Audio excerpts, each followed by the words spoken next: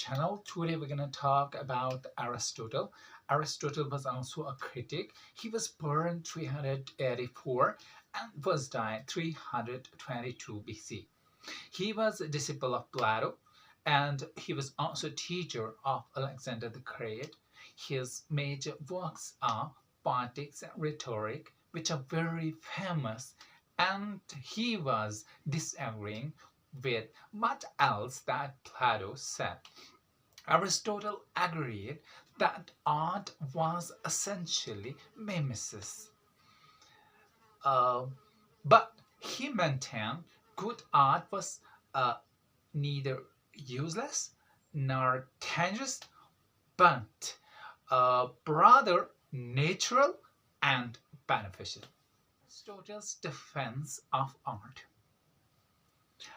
Plato was against the art. He attacked on the art. But here Aristotle defends the art. First, rejection of Plato's dualism. Man is not an embodied intellectual, a longing for the spiritual release of death, but rather an animal with, among all other faculties, the ability to use reasons and to create. The second thing, rejection of Plato's racialism, means Plato was he was a man of principle. He was idealist, and you call it also rationalist, but his racialism was rejected by his own disciple, who was who was Aristotle. So here, we must study human being. Aristotle says we must study human being as we would study other animals to discover what their nature is. Look among the species, see who are the thriving and successful, and in what activity do they engage. Per Aristotle, this is how to determine what is and what is not appropriate for a human and human societies.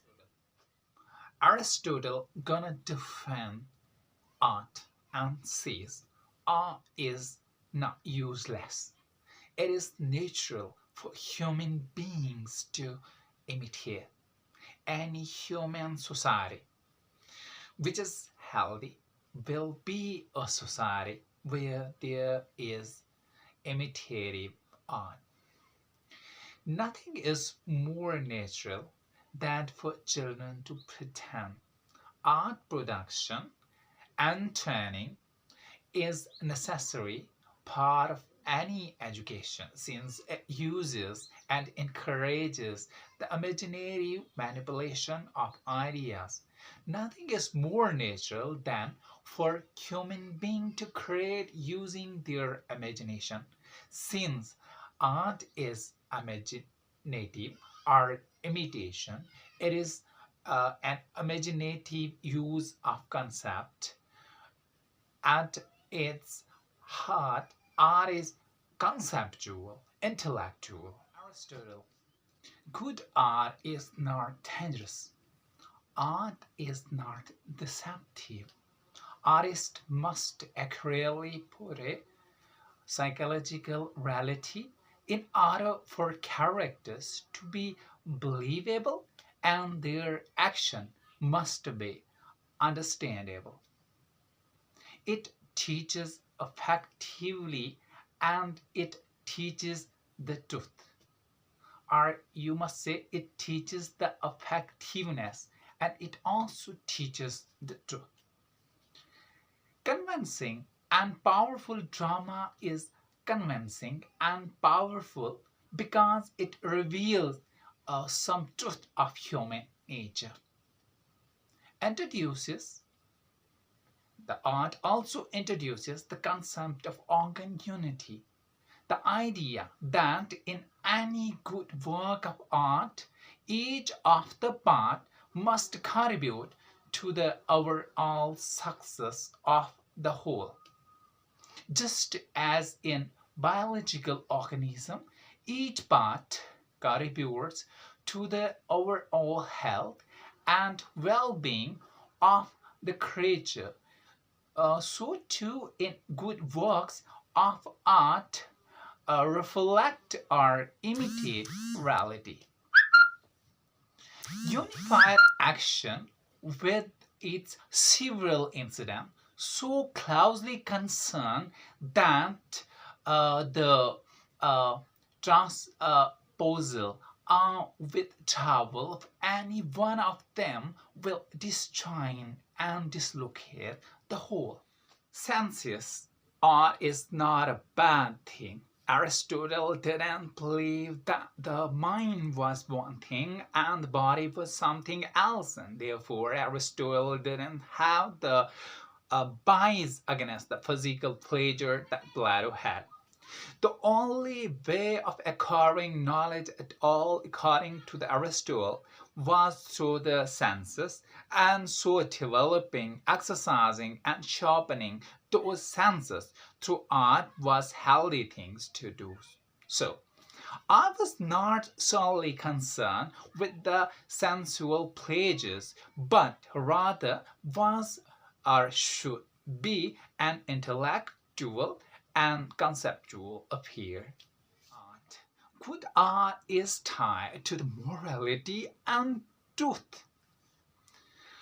Drama always teaches morality when trying to understand how the tragedies achieve their peculiar effect, which is called also pathos. He noted the psychology and morality on the basis that they must be based. Aristotle believed that drama initiated not only events but actions. As such, they initiated the intended behavior and psychological process and unseen inner life of person. He unwittingly set up two functions for the work of art to fulfill. To first was to imitate nature's perceptual detail and to imitate nature's organic unity. This was the second purpose.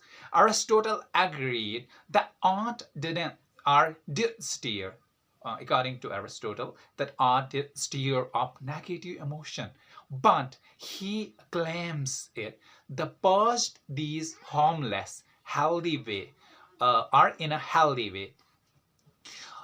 This leads to the principle of catharsis. That is all from my side. Tomorrow we will also discuss Art Poetic by Aristotle.